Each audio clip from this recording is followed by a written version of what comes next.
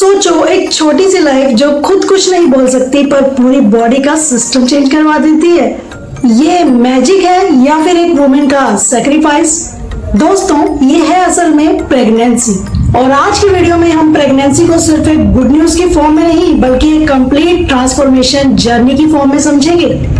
आखिर क्या फील करती है पूरे 9 मंथ एक महिला की बॉडी, आखिर माइंड पर क्या असर पड़ता है। तो दोस्तों, अगर आप सब ये समझना चाहते हैं और आप इस वीडियो पर आए हैं तो मैं समझती हूँ कि आप लोग प्रेगनेंसी को बहुत डिटेल में समझना चाहते हैं। दोस्तों, प्रेगनेंसी सिर्फ एक बेबी का ग्रो होना ही नहीं होता बल्कि एक प्रेग्नेंट वुमेन का दोबारा जन्म होना होता है।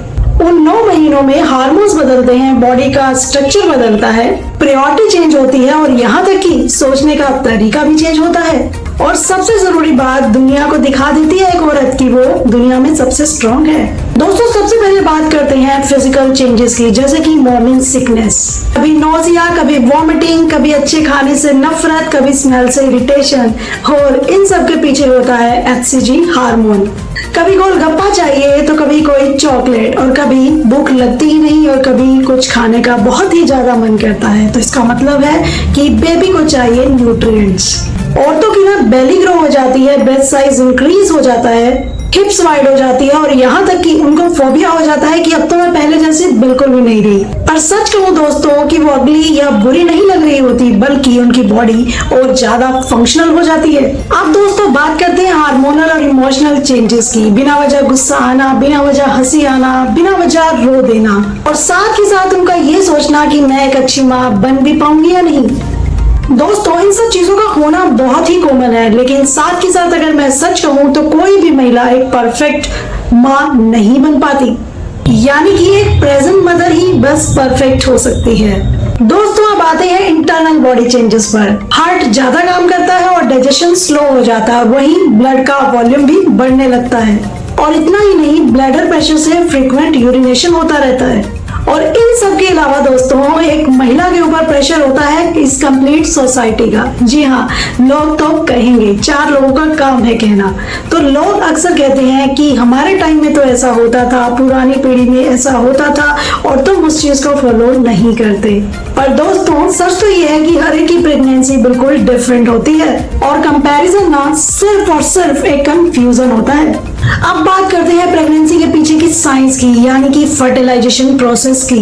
जब मेल का स्पर्म फीमेल के एग के साथ मिलता है और फिर वुमेन का आता है एक ओव्यूलेशन पीरियड। यानी कि दोस्तों, हर एक मंथ में एक महिला एक बार एक एग सेल रिलीज करती है और फिर जाइगोट, एम्ब्रियो और फीटस बनता है और यहीं से रिलीज होता है HCG हार्मोन और प्रेगनेंसी टेस्ट पॉजिटिव होता है। दोस्तों, अब बात करते हैं फर्स्ट ट्राइमेस्टर यानी कि पहले 3 महीनों की सबसे नाजुक फेज की। बेबी में हार्ट बीट स्टार्ट होती है, ब्रेन और स्पाइनल कॉर्ड डेवलप होते हैं, आईज, हैंड्स, लेग्स धीरे धीरे फॉर्म होना शुरू कर देते हैं। Nausea and vomiting, breast pain and swelling, mood swings और लगातार यूरिन।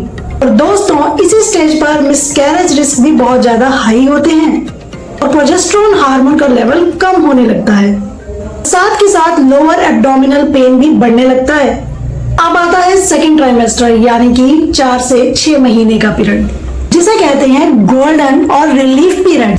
क्योंकि ना अब दोस्तों बेबी का जेंडर आइडेंटिफाई हो जाता है कि बेबी कब किक कर रहा है, ये सब भी पता चल जाता है। वहीं मदर में एनर्जी वापस आती है और स्किन दोबारा से ग्लो करने लगती है, स्ट्रेच मार्क्स आने शुरू हो जाते हैं और वहीं साथ के साथ एक महिला को अपने बेबी के साथ इमोशनल बॉन्ड बनाना शुरू हो जाता है।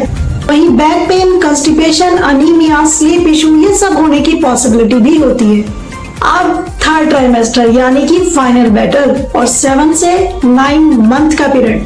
बेबी का वेट अब बढ़ता चला जाता है और लंग्स भी मैच्योर होना शुरू हो जाते हैं। जैसे ही बेबी अपनी पोजीशन को चेंज करना शुरू करता है तो महिलाओं में अक्सर सांस की दिक्कत और यहाँ तक कि हाथ पैरों में सूजन आनी शुरू हो जाती है। महिलाओं में बैक पेन होने लगता है और साथ ही साथ बेबी की मूवमेंट भी कम हो जाती है। ओवरऑल बात करूं दोस्तों तो एक महिला को खून की कमी यानी कि अनीमिया और यूरिनरी ट्रैक में infection, back pain, constipation, nausea, sleeping cycle maintain ना होना, ये सब दिक्कतें झेलनी पड़ती हैं। बट दोस्तों as you all know prevention is better than cure. तो इसलिए दोस्तों ध्यान देना होगा एक बैलेंस डाइट पर, एक आयरन रिच डाइट पर, एक कैल्शियम रिच डाइट पर, एक फॉलिक एसिड रिच डाइट पर। रेगुलर अपने डॉक्टर से चेकअप कराना होगा और अपने स्ट्रेस को मैनेज करना होगा। बॉडी इमेज की टेंशन बिल्कुल भी मत ले और ना ही डिलीवरी होने की टेंशन ले। पानी ज्यादा पिए और जंक फूड से बचे, ज्यादा से ज्यादा एक्सरसाइज करें, नींद ले और बिना वजह के इन्फेक्शन से बचे। दोस्तों इन सब के साथ जरूरत होती है एक महिला को एक अच्छे लाइफ पार्टनर की और साथ के साथ एक अच्छी फैमिली की जो उसे समझ सके।